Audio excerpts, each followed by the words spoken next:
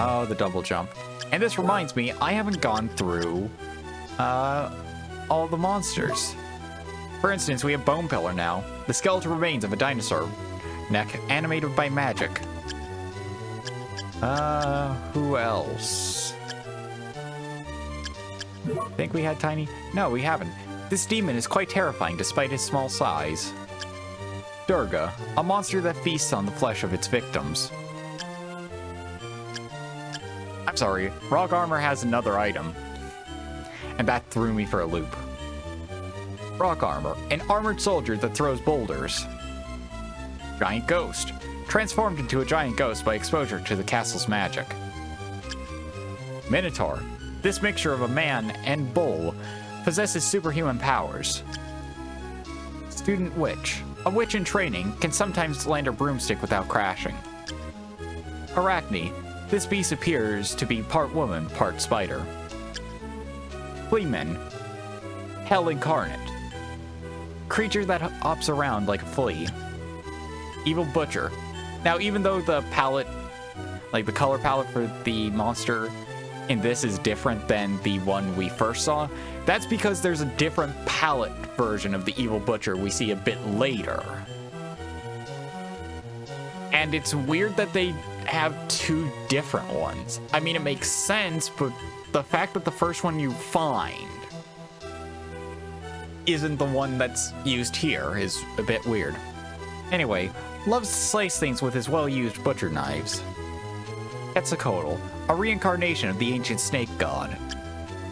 Ectoplasm, cotton-like substance that oozes from the corpses of men with regrets. Catoblaps, or Catobo, Catobl Pass. I'm just going to keep going with Catobleps. This ox-like beast's breath turns living things to stone.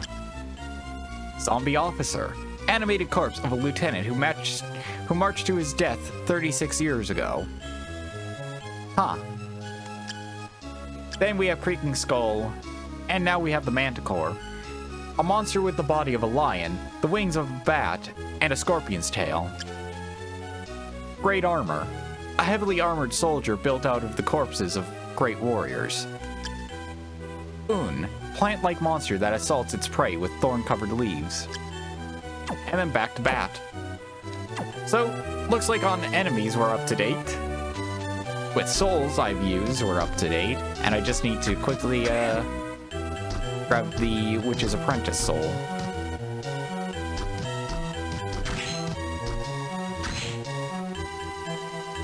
And the Minotaur soul.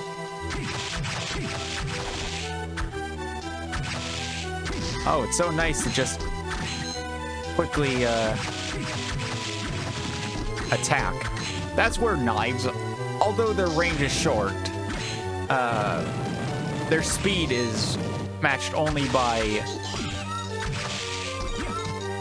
the fist weapons. And it's a thing I didn't show off at the start. You can actually go barehanded. That uses your straight-up strength stat, though. So you're better off just using a weapon. Still can't grab that. Since we got a double jump, not a slide. And that's an odd-looking book. And I mean, we don't need it, but we do need it later. But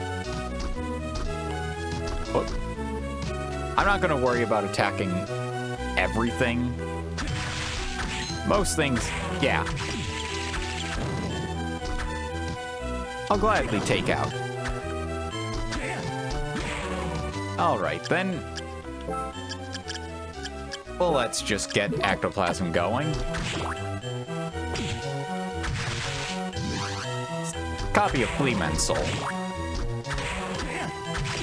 Oh yeah, and of course, considering I told you guys about the soul that is a power-up based on map completion, we're at 19.8% of that. But there is another one for souls. Not soul completion, just souls. So if anybody's wondering, that's an item well, that's a soul that I'm gonna want. And an interesting thing, because it's just souls and not soul completion percentage, you're actually going to power it up with duplicates, which is going to be really nice. And now for something amazing. The Heart Pendant. It increases our luck. Lowers our defense by 1. But why do I want luck? Well, anybody who's played an RPG before can tell you luck decides drop rate. If it has luck, that's going to be the drop rate chance. Or at least the modifier for it. Very few RPGs ever have drop rate directly tied to your luck stat. Right there we got the broadsword, which,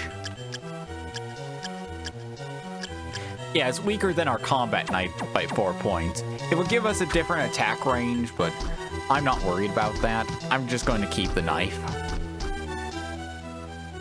Alright, then now we have a few ways to go.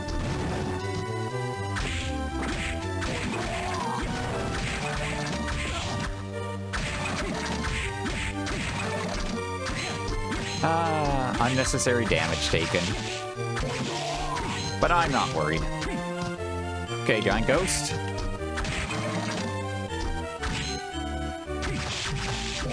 I fear you not. Not at all. Okay. And there was an Uncursed Potion right there. That's the same thing as the Ectoplasm Soul, but it's a consumable item. Also, here we have the Winged Skeleton. I kind of breezed through this room so fast that they didn't have a chance to show up. Now, since we already have their soul, what would be the purpose of fighting a ton of them? Well, to tell you, they drop a weapon. And they kind of annoyingly spawn how they are right now.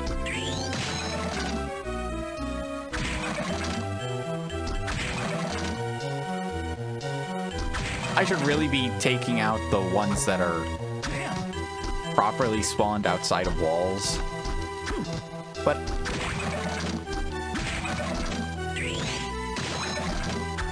I don't really care about getting the weapon they drop. I'm more interested in the souls that I need to collect.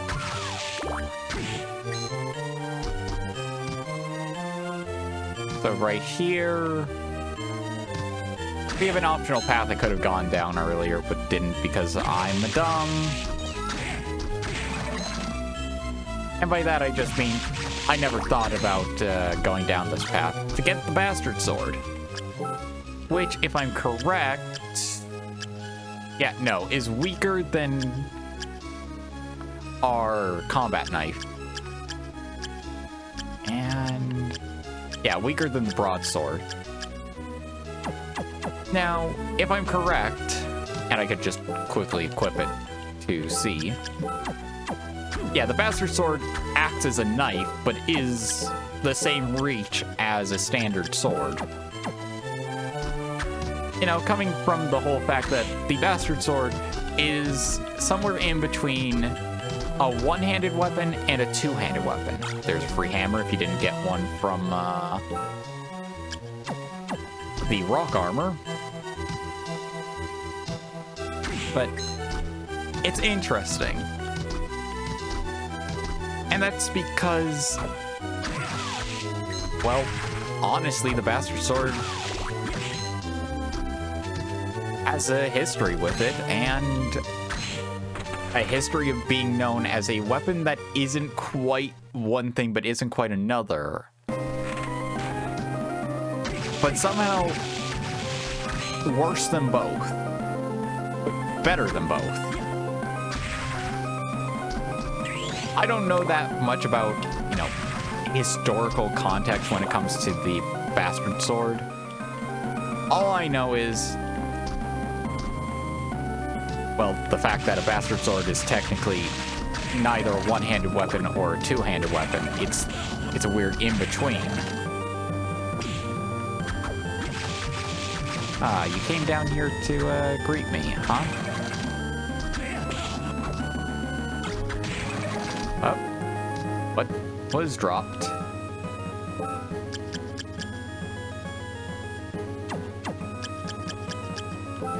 Okay, considering it, I know the two enemies it could be.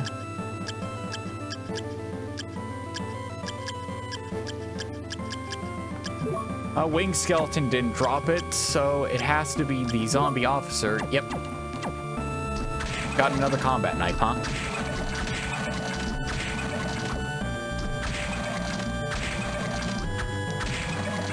There we go. We got the spear.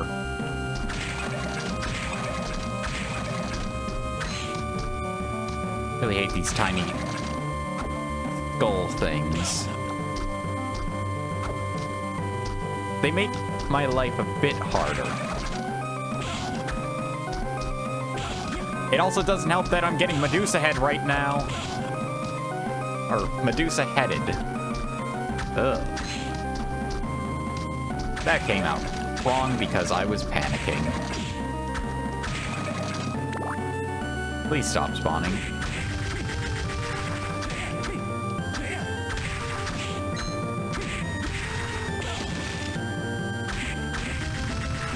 Okay. So the spear. It's the same stab type of move as the knife, but slower. And generally it's supposed to be more strong, or it's supposed to be stronger than the knife. More strong. Yes, that is grammar. There we have some ghost dancers. And here we are back in the, well, there we were back in the room with the Manticore fight. Ah, you jerk.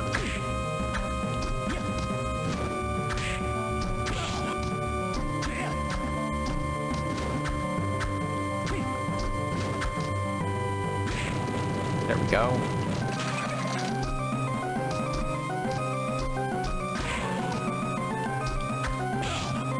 Also, yes, Soma possesses the amazing power to... Well... This game's making up for lost time, huh? Really making up for it, huh? I don't even have the soul equipped. That might be a spot to... Yes. So... The Ghost Dancer increases luck. It's not, you know, the greatest. There's another soul later on that makes it so much better to collect souls. And again, it's all down to luck. And that's the part that always gets me. The luck requirement. There we go. During the grind, I'll have the Ghost Dancer soul on. But through just exploring, I won't, because it's not needed.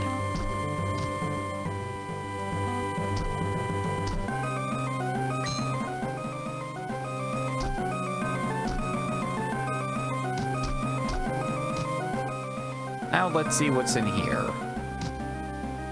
A magical gateway. Which, if we take, and this is the one freebie you get, we're back at the entrance.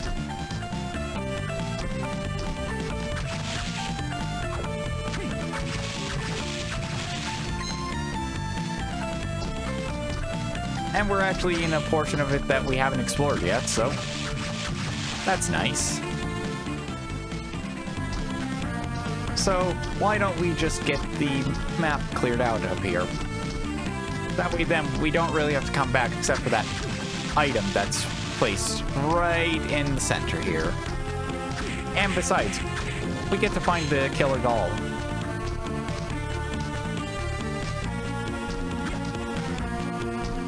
It's so nice to just backtrack. Since now we have a few more abilities and we're back at the entrance, we can grab items we couldn't grab before, like the cestus, which would lower our power, but basically give us the fastest attack in the game. There's an item that's a lot better if you want a ton of attacks, but it's not worth it.